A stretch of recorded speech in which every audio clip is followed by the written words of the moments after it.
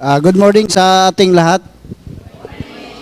Ah, tayo po ay bago tayo tumungo sa ating mensahe ng Panginoon, ay tayo po ay manalangin, tayo po ay humingi ng gabay sa ating Panginoong Diyos. Tayo po ay manalangin. Aming Diyos na dakila, makapangyarihan sa lahat. Ama, salamat ng marami sa iyo dahil kayo po ang patuloy na nagtagumpay dahil sa iyong ibinigay sa amin na buhay.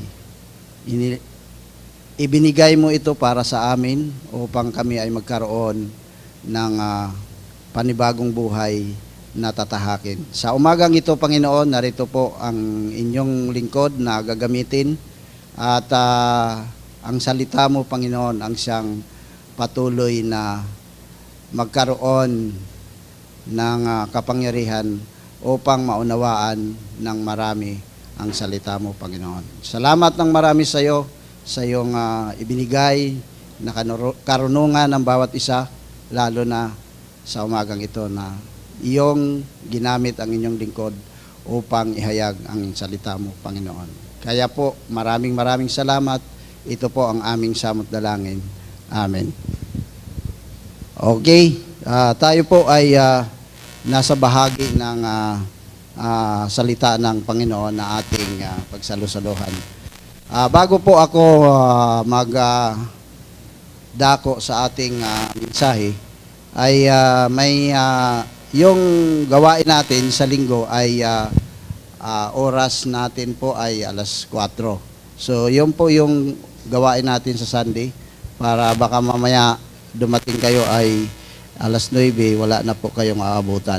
So, yun po. Pangalawa po ay yung kalalakihan ay may gagawin tayo sa araw ng Huwebes. At pagkatapos ng gawain ng Huwebes, tungo tayo ng Santa Maria. May gawain ang kalalakihan. Lahat po ng kalalakihan na gustong sumama, gustong ibigay yung sarili nila para sa paglilingkod, tayo po ay sumama. Ito po ay gawain ng kalalakihan. Lahat po ng kalalakihan. Yun lang po. At tayo po ay dadako na sa ating mensahe sa umagang ito. At bago po ako tumungo sa mensahe na ating dadalhin ngayon, ay nung kami po ay umuwi ng Siargao, nagbakasyon. May nangyayari na bagay na talagang hindi ko inaasahan na mangyari ito. So, noong kami po ay patungo na ng airport, ay nakasakay sa akin si Stero sa likod ko. Dumating kami sa sa intersection ng C3. Ito po ay sa Bonifacio. Yung ilaw hindi siya gumagana. Ibig sabihin, yung intersection kanya-kanya kaming diskarte. So, yung sinundan ko ay isang malaking bus. Nasa likod ako ng bus nung sinusundan ko. Kaso, nung nakalagpas yung bus, dumating yung mga nasa left side, talagang humarurot na. So, ibig sabihin, nung pagdating ko sa gitna, talagang inabot kami ng motor na nakaano sa amin. Talagang sabi ko, yun na yung katapusan namin. Talagang hindi ko na inasahan na ako po ay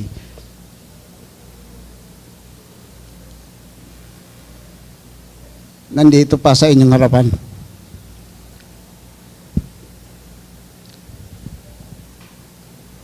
Kaya yung nung nakalagpas kami ni Steros sa C3, huminto ako sa unahan dahil sabi ko baka may nabawas sa katawan namin.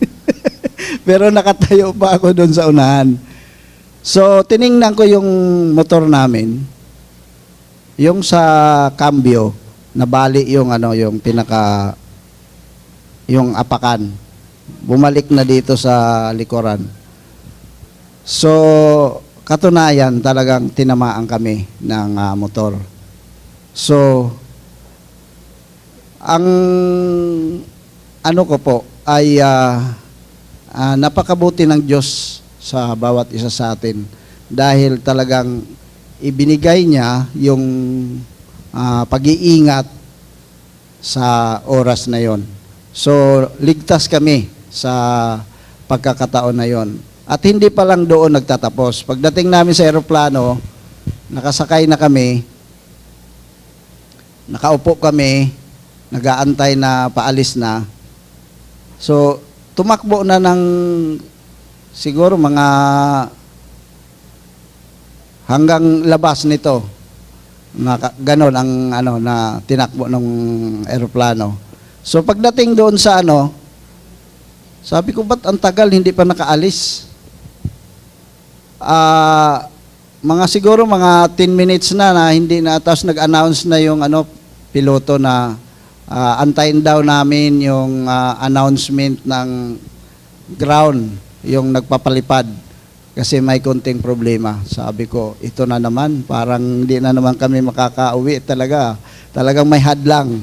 So, inantay namin, siguro mga 30 minutes yun na nag-antay kami. So, sabi ng ng piloto, hindi na po pwede yung eroplano natin, may diferensya. So, yun po, yung lumipat na naman kami ng isang eroplano na sinakyan namin. So, doon pa lang, sabi ko talagang ang Diyos ay talagang napakabuti ng Panginoon sa atin.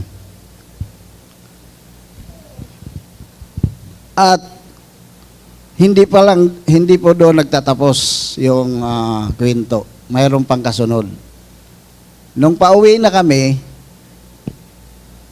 sabi ko, mag-withdraw si Sister Rose ng pera. So, hindi nag-withdraw dahil nagpahulog na lang ako sa GCash kay Lebe. So, hindi na natuloy mag-withdraw. Pagdating dito sa Manila, wala na pala akong pera, nawala na yung pera ko na nakaano sa ATM ko. Nawala yung ATM, nawala yung pera. So, hindi ko alam kung paano nangyari yung ganong bagay. So, doon po sa pangyayaring ito, ay may sinabi sa akin, Sister Rose, na salita, sayang yung pera. Sabi ko, hindi sayang yung pera. Yung buhay natin, hindi pa kayang itumbas yung pera na nawala sa atin.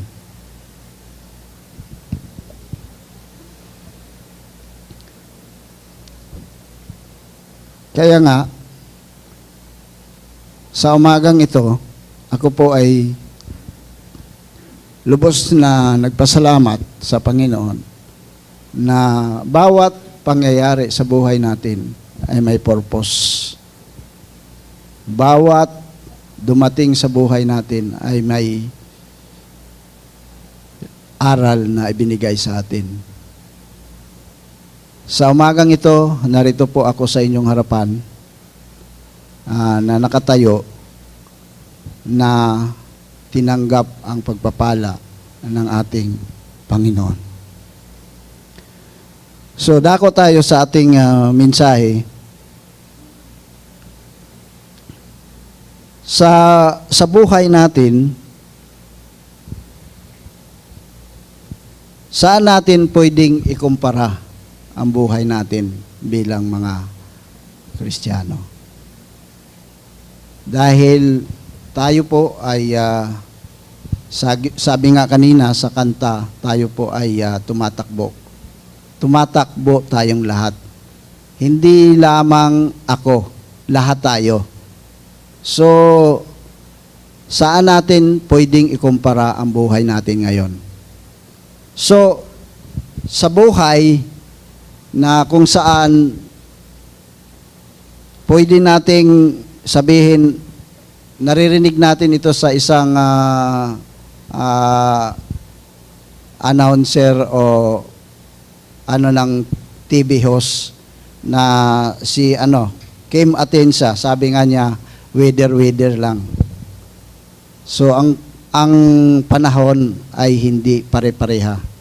So may dumating na unos sa buhay natin, talagang minsan hindi natin kayang papagtagumpayan kung sa sarili nating kakayahan na ating aasahan. Sa Diyos tayo umaasa. Sa Diyos tayo kumukuha ng lakas. Sa Diyos tayo nagbibigay ng kaluwalhatian. Kasi siya ang nagbigay ng buhay natin. Kaya dito po sa pangalawa, ang sabi nga sa mga kasabihan, parang gulong na umiikot ang buhay natin. Minsan sa ilalim, minsan sa ibabaw tayo. So, kung ganon ang magiging ng sitwasyon ng buhay natin, bakit dumarating sa buhay natin na talagang minsan tayo po ay nawawala, tumitigil? Dahil ba sa hindi natin kaya, hindi natin isinusuko ang sarili natin sa ating Panginoon? So dumarating tayo sa puntong ganon dahil talagang may kahinaan tayo, mayroon tayong nasa katawang lupa tayo, talagang dadanasin natin lahat yan. So kailangan natin ang Panginoon sa buhay natin. Pangalawa, parang sa isang dinadaan natin sa awitin ng pagka umawi tayo, parang nakukuha natin yung lumalakas tayo. So, mahalaga po na tayo po ay umaawit din. Kasi naiibsan ng mga problema sa buhay natin.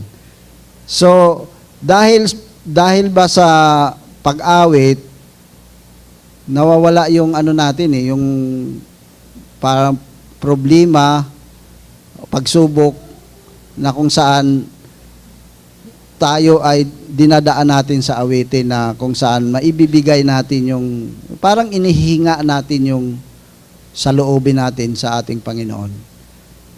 So, dito po sa pang-apat,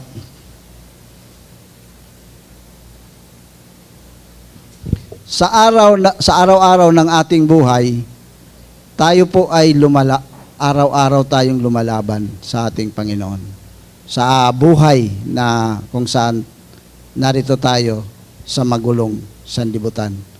So, kung tayo po, halimbawa, yung sa gera, hindi pwedeng basta ka na lang lumaban. Kailangan mayroon kang paghahanda, mayroon kang gagawin na pag-iinsayo sa sarili mo. Hindi yung basta ka na lang lalaban, wala kang dalang armas, wala kang dalang ano pa man na kailangan mo para sa gera. So, kailangan kumpleto ka.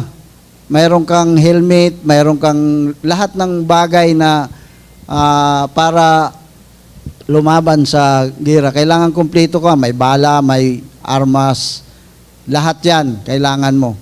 So, sa buhay, bilang mananampalataya, lahat po ay pagdadaanan natin ang mga bagay na ito. Sa panglima, tungkol sa palaro, manlalaro. So sa Corinthian, inihintulad ni Apostol Pablo ang buhay natin na parang manlalaro. Tayo ay tumatakbong lahat patungo sa hangganan. So ang pagtakbo ay hindi lamang basta lang pag gusto mo tumakbo, yun na yun. Hindi. Mayroon kang training, mayroon kang gagawin, mayroon kang paghihirap na gagawin ng mga exercise, lahat yan ibigay mo para maging fit ka sa katawan mo. So, dito po sa talata na ating babasahin sa Unang Korinto, Kapitulo 9, sabi niya, hindi ba ninyo nalalaman na ang tumatakbo ay tumatakbo sa takbuhan ay tumatakbong lahat. Ngunit, iisa lang ang gantimpala. Kaya tumakbo kayo sa gayong paraan upang iyon ay iyong mapagwagian. So, sa buhay natin na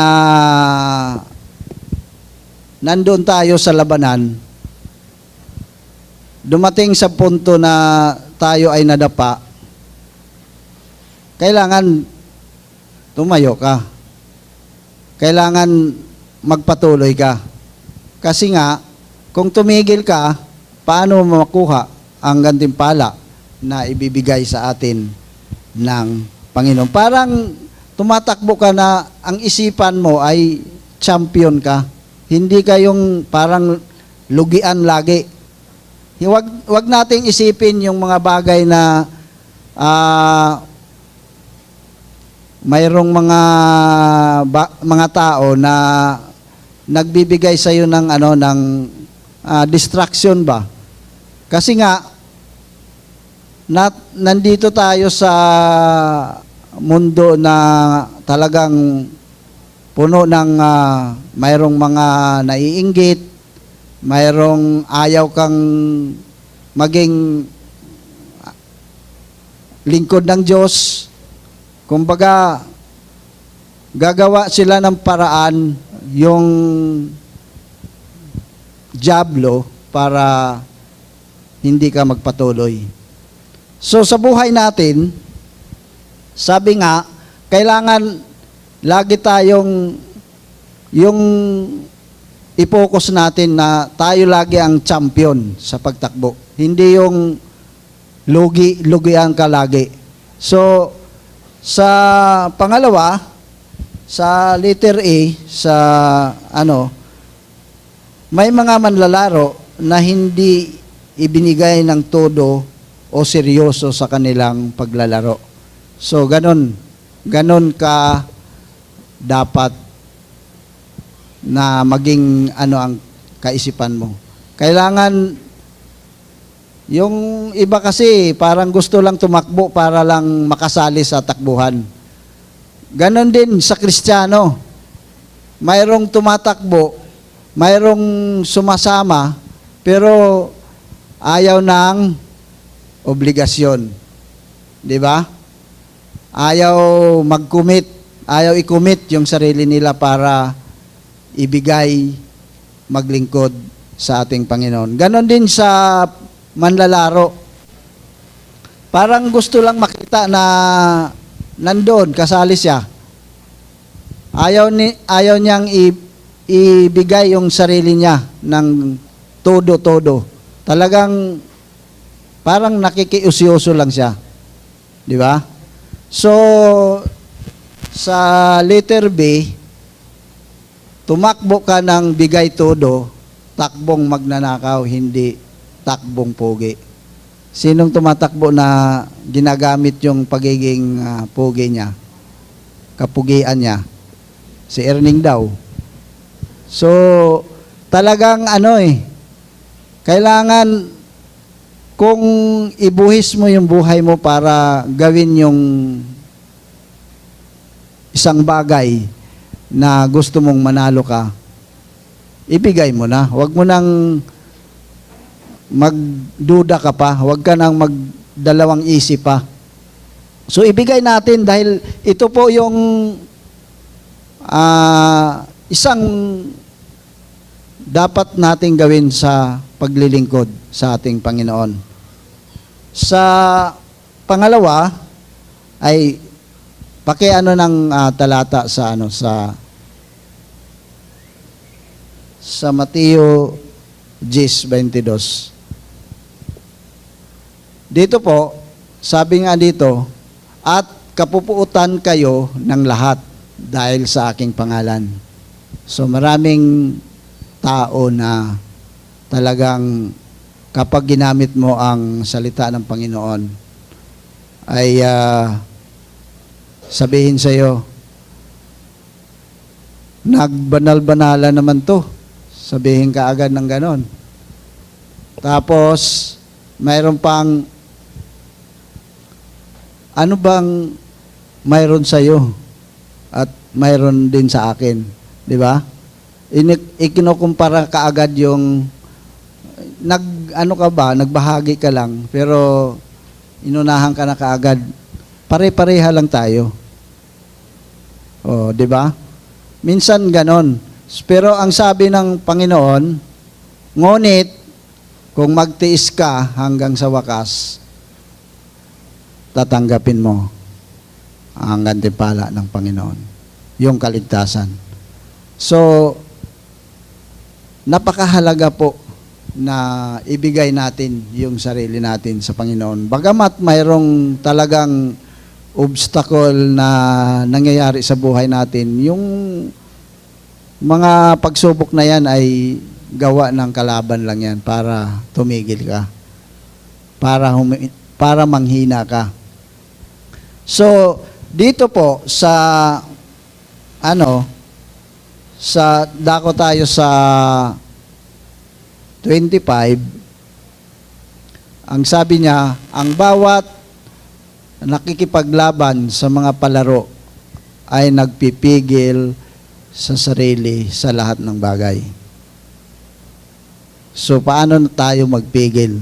Paano natin pigilin yung sarili natin? Pag may nang agrabyado sa'yo, parang inaano ka, ginigit-git ka sa daan, parang nanununtok ka kaagad. Di ba? Parang inano ka lang, tinisting ka lang para makita yung kung gaano ka nagtiis. Tapos susundan mo kaagad. Tapos para iano mo yung parang nagmamalaki ka rin sa sarili mo. 'Di ba? So sabi nga, kailangan mong magtiis. Kailangan mong magtimpi. Kailangan mong gawin yung lahat ng pagtitimpi. Maaari nga lang ikaw na nga ang binangga, ikaw pa dapat mag-sorry.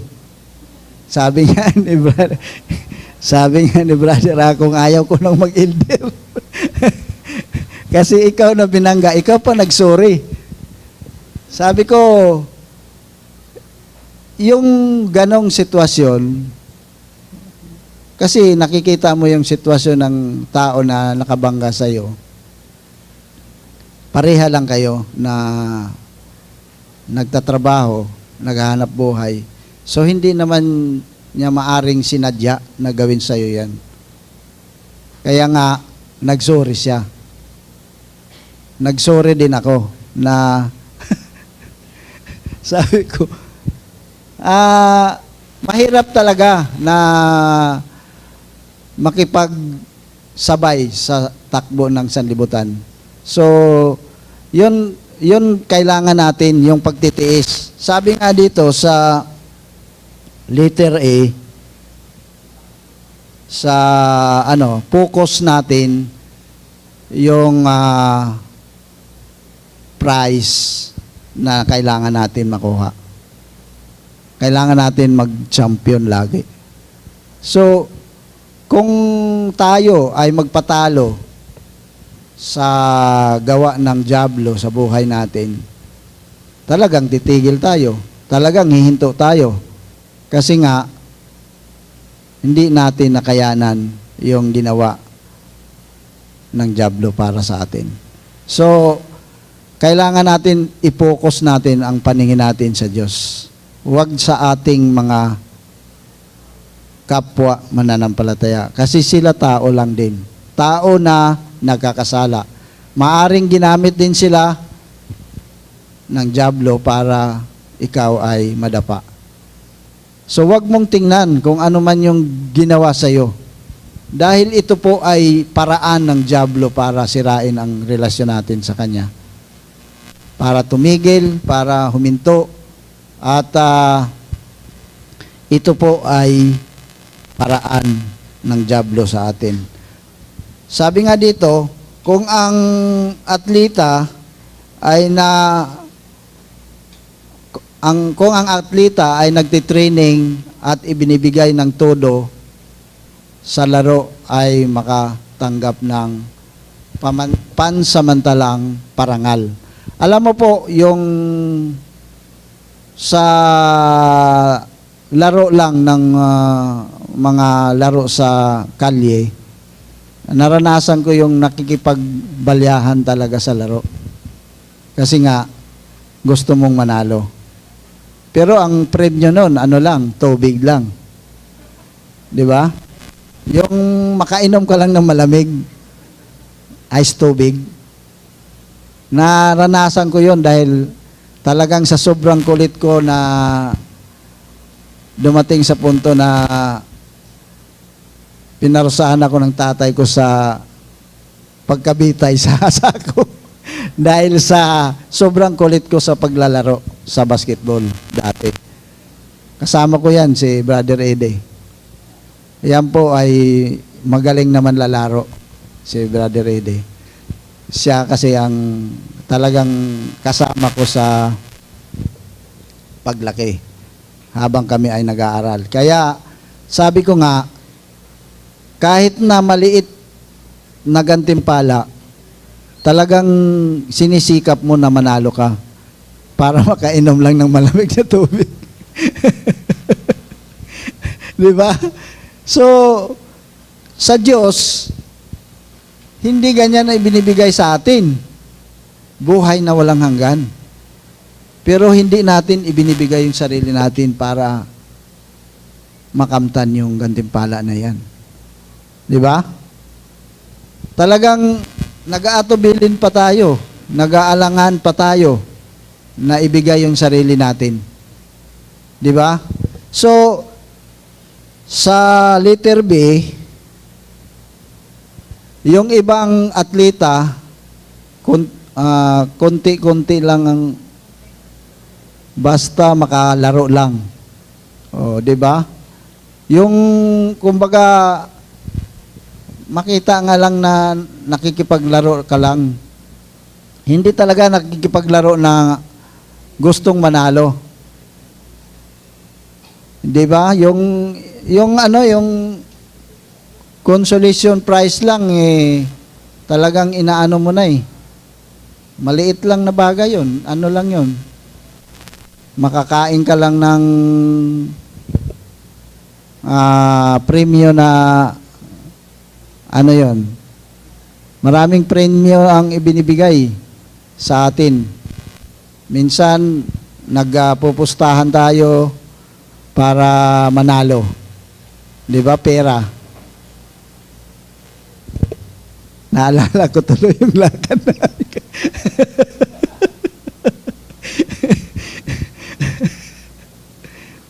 Sorry po. Kasi nga, kahapon, kasama ko yung kababay.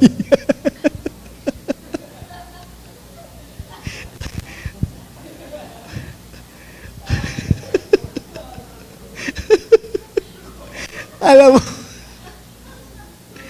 yung naglaro yung mga kababayan.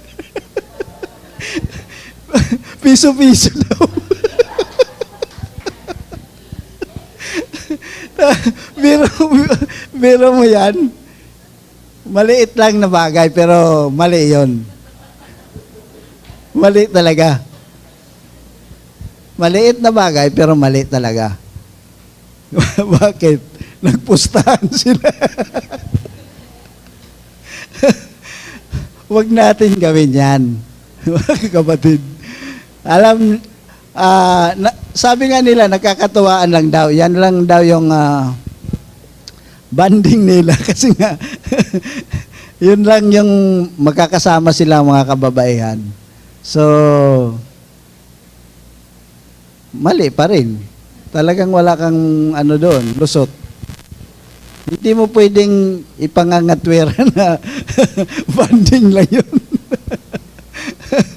So, talagang mahirap ang makikipaglaban sa takbuhan. So dito po sa C, sabi niya dito, ang target niya ay first prize na siya ay manalo. So dito po, napakahalaga po na ituon natin yung sarili natin na mapanalunan yung first prize na ibinigay sa atin ng Diyos. Dahil kung hindi natin seryosohin ang bagay na ito, maaring madala tayo sa takbo ng sanlibutan. Dahil tayo po ay patuloy na nakikibaka sa magulong sanlibutan ito.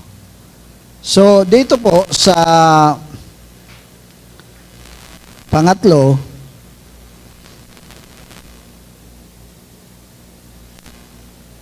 sa discipline na kung saan ating mababasa, sabi niya dito sa talata, kaya't ako'y tumatakbo na hindi gaya ng walang katiyakan. Hindi ako sumusuntok na hindi gaya ng sumusuntok sa hangin.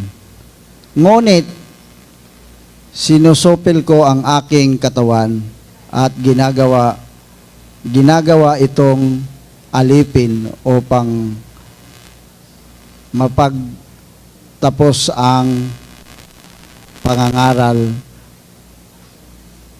Ako sa iba o ako mismo sa hindi itakwil. So, ibig sabihin po, sa atin bilang mananampalataya, kailangan sa sarili natin talagang mayroong gagawin. Di ba? So, kailangan mo magdisiplina. Kailangan natin pigilin yung sarili natin. Kaya nga sabi doon sa kailangan natin magpigil. Dahil hindi mo maabot yung corona na ibibigay sa iyo ng Diyos kung hindi ka magpipigil. Kailangan mong disiplinahin na talagang aralin mo ang salita ng Diyos. Dahil kung sabi nga, sinasaktan niya yung sarili niya dahil sa gusto niyang maranasan yung tagumpay na ibibigay ng Diyos. Dito po sa talata na ating babasahin, sa Galatian 2.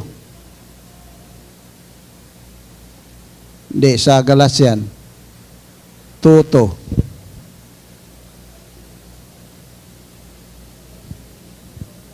Sabi niya dito, ngunit ako'y nagtungo dahil sa isang pahayag at isinaysay ko sa harapan nila ang Ebanghelyo na aking ipinangangaral sa mga hintil. Subalit, palihim sa harapan ng mga kinikilalang pinuno, baka sa anumang paraan ako'y tumatakbo o tumatakbo ng walang kabuluhan. Di ba? So, para magawa mo yung isang bagay, kailangan mong disiplinahin yung sarili mo talaga. Mahalaga yung disiplina. Sa anumang larangan, sa pagtatrabaho, kailangan mo ng disiplina. Sa trabaho, hindi ka pwedeng malit ng malit. Mayroong ano yan, mayroong gantimpala na ibibigay sa iyo ang company. Di ba? Babawasan ka, kakaltasan ka, lahat ng kaltas gagawin sa iyo kasi lagi kang late. Oh, si Brother Roy, isa yan sa nagkakaltas ng sahod sa mga tao. So, kaya nga, kailangan mo ng disiplina kasi nga, sa akin nga lang sa loob ng 19 years na nagserbisyo sa LBC. Nabilang ko lang yung pagkalit ko, isang beses o dalawang beses. Nalit lang ako dahil sa nasiraan ako ng motor. Hindi ako nalit dahil sa nagbulakbol ako. Talagang kailangan mo seryosohin yung pagtatrabaho mo kahit na sa company. Kasi nga, ang company, pag may ginawa kang maganda, bibigyan ka ng gantimpala. Kagaya sa akin, hindi ko naman hinangad na magkaroon ako nito, pero binigay ng company. Yung libre ka lang ng gasolina araw-araw, hindi ba yung isang pagpapala sa iyo ng Panginoon? Binigyan ka pa ng motor, binigyan ka pa ng gas. Oh, saan ka pa? Di ba? Pag ginawa mo yung isang bagay na seryoso, talagang may gantimpala. Mayroong ibibigay sa iyo ang Diyos. Di ba? Kailangan natin sundin yung sinabi ng Panginoon dahil hindi naman ito pangsanlibutan Sa kabilang buhay natin ito matatamasa. So, sabi nga, kung ang focus mo ay manalo, huwag ka nang magpabanjing-banjing pa. Gawin mo na yung dapat mong gawin. Kung talagang inutusan ka ng Panginoon na ibahagi mo ang salita ng Diyos, kailangan mong gawin. Hindi yung gusto mo lang pumunta pag linggo, pero mayroong inutos sa iyo ang Panginoon, sabi sa Mateo 28. Ituro mo ang lahat sa kanila at gawin mo silang mga alagad. Diba? Ito nandito sa ating gilid Kailangan ito yung gawin natin. Kasi nga, pag hindi mo itinuro ang isang bagay na inutos sa iyo ng Panginoon, para kang batingaw na ama, alingaw-ngaw.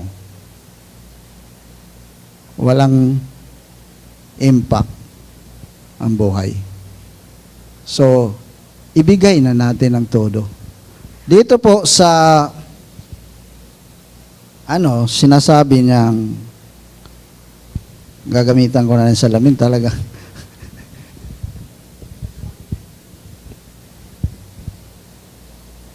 Dito, mayroong tao na talagang nakikipagsapalaran lang. Bahala na, mahala na mentality umaasa sa tsamba-tsamba o swerte-swerte. Talagang mayroong ganon. So, hindi niya deserve na makuha yung gantimpala. Kasi nga, mayroon siyang mentality na bahala na. So, tama ba yon? Bahala mentality, umaasa sa tsamba lang. Parang tumataya ka lang din sa loto eh. Tumataya ka, baka sakaling manalo. Di ba? Million yun. Tumataya ka ng 10, pero million yung babawiin mo. Talagang tataya ka dahil million yung makukuha mo eh. Yan yung mentality na bahala na manalo. Manalo o matalo. Ganon nga. So, sa pangalawa,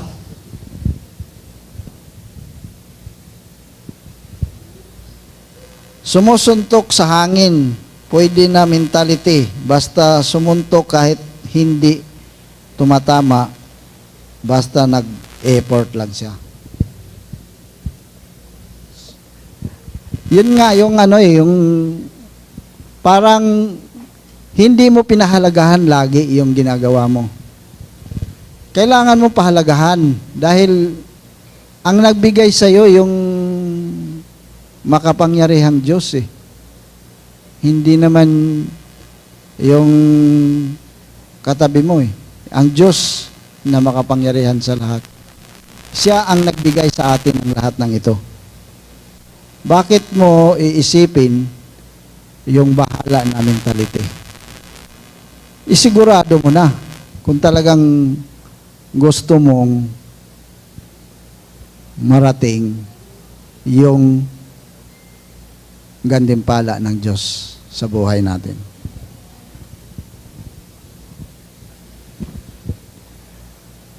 Dito po sa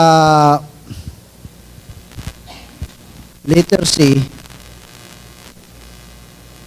hinahampas ko ang aking katawan, sinasanay, binubugbog. Tapos, ang example niya dito ay si Pacquiao.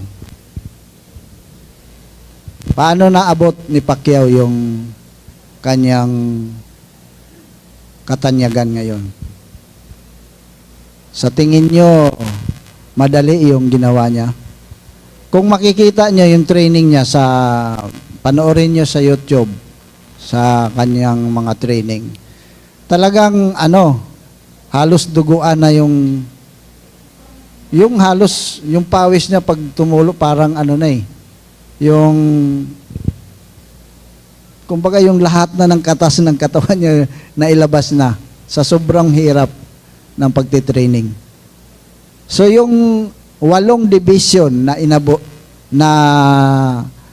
nakuha niya, hindi ganun kadali. Yung masakit na inabot niya sa katawan.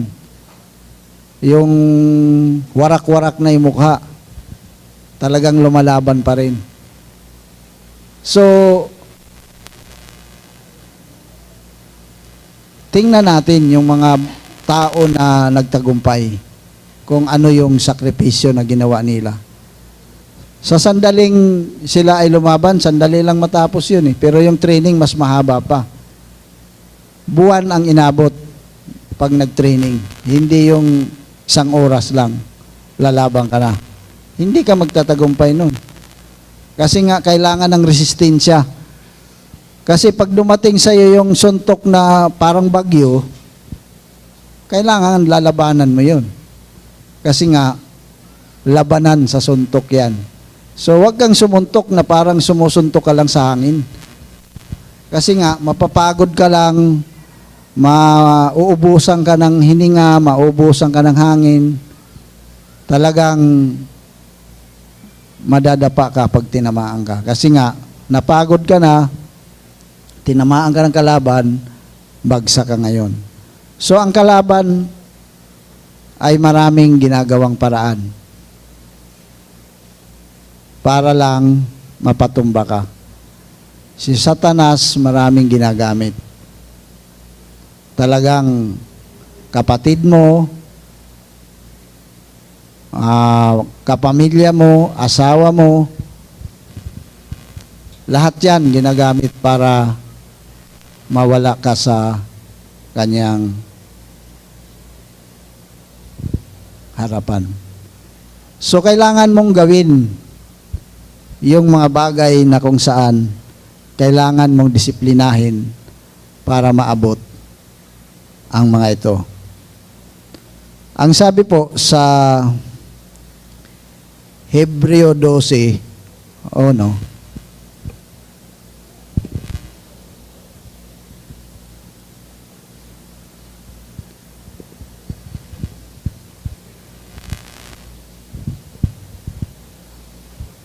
dito po sa talata na ating mababasa, kaya't yamang napalibutan kayo ng gayong makapal na bilang ng mga saksi. Itabi natin ang bawat pabigat na pagkakasalang madaling bumibitag sa atin at tumakbo tayong may pagtitiis, takbong inilagay sa harapan natin. So, talagang kumbaga, tumatakbo tayo, maraming sagabal, maraming inilagay na ang kalaban. So, wag tayong tumigil. Kasi nga, ito ay ginagawa ng kalaban sa atin.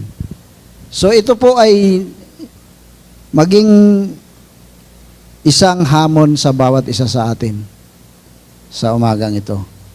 Dahil ito po ay napakahalaga. Sa huling talata, gusto lang po natin na bago tayo magtapos.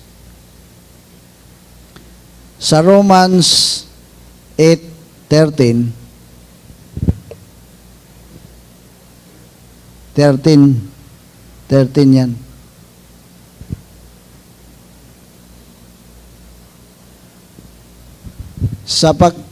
Tama ba yun? Sapagkat hindi kayo tumatanggap, sapagkat kung namumuhay kayo ayon sa laman, kayo ay mamamatay. Subalit kung sa pamagitan ng Espiritu pinapatay ninyo ang gawa ng laman, kayo ay mabubuhay. So, sa sinabi nito na sa atin, alam po natin na ang katawang ito ay dito lang yan sa lupa. Pagtagumpayan natin ang ng Espiritu sa buhay natin. Kasi nga, yun po yung magdadala sa atin sa tagumpay na ibibigay sa atin ng Diyos. Sa huli, sa pamangangaral ko sa iba, ako ay di matakwil. Practice at what preach mentality. So kailangan talaga kailangan natin mag-practice, mag-aral, dahil ito po ay napakahalaga. Baka mabalik sa atin yung itinuturo sa atin ng Diyos. So, sa umagang ito ay nais ko pong tumayo tayong lahat para sa ating paanyaya sa Panginoon. Nung kami po ay pauwi na kahapon, kami ay nandun sa Tarlac, galing sa ng pakikiramay ng sa lolo ni Pastor.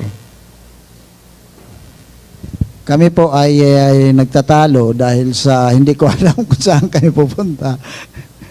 Papunta kami ng, sabi sa amin, papunta ng Concepcion. Ang sabi naman sa akin, bago dumating ng palengke ng Concepcion, kaya pauwi na kami ng Maynila, bumalik na naman uli. So, pag papunta na kami ng Concepcion, malapit daw yun doon yung bilhan namin ng pasalubong.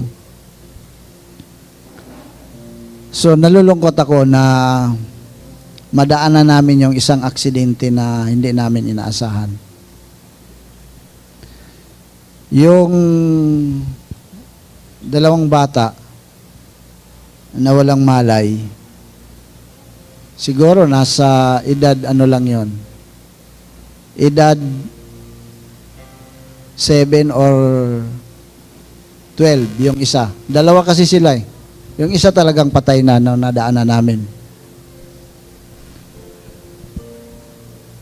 Sa buhay na ito ay talagang walang edad na ibinigay sa atin na hanggang doon ka lang. O umabot ka man sa edad na 80 ay talagang pagpapala sa iyo ng Panginoon yon. So kahapon nakita ko yung bata nakahandusay doon sa gilid. Iyak ng iyak yung nanay dahil sa biglaang pangyayari. Mahirap talaga yung biglaang pangyayari. Talagang halos ang nanay gusto ng, kung kaya lang niyang buhayin yung anak niya mo, gagawin niya eh.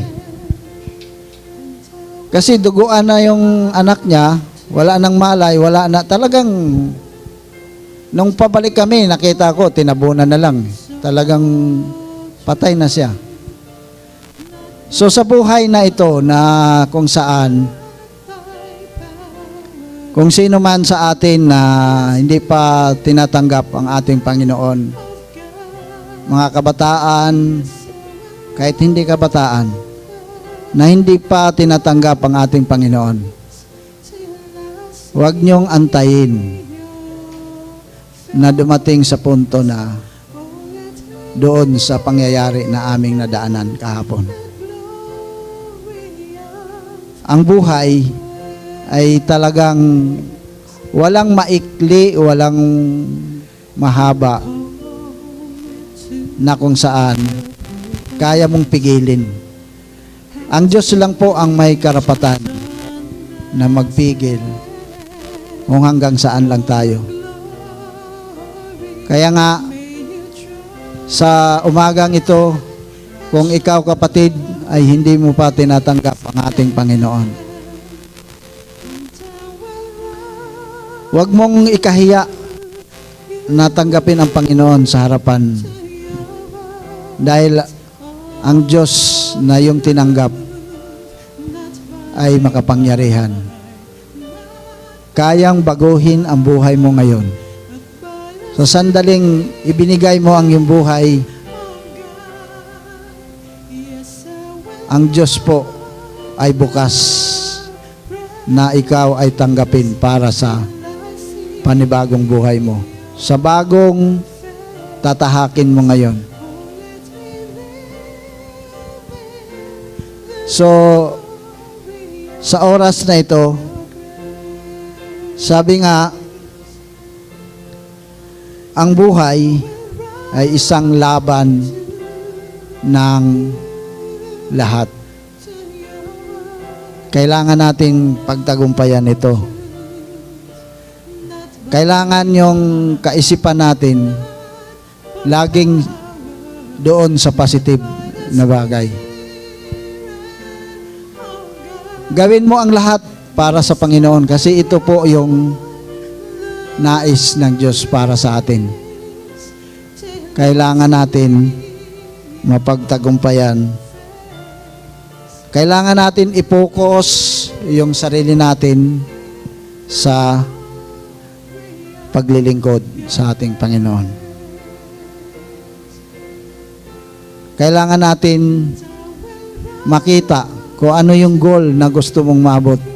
Kasi nga, yun yung dapat na gawin ng bawat isa sa atin. So sa umagang ito,